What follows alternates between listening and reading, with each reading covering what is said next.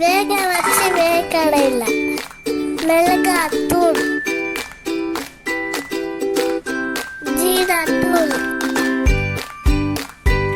நறுக்கின வெங்காயம், நறுக்கின தக்காளி, நறுக்கின கேரட்,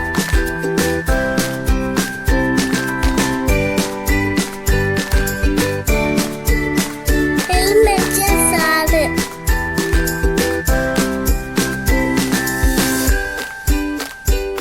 கொத்தமல்லி இலை,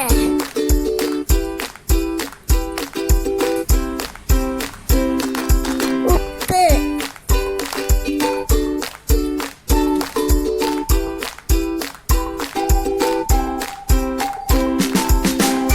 நல்லா கலரிக்கோங்க.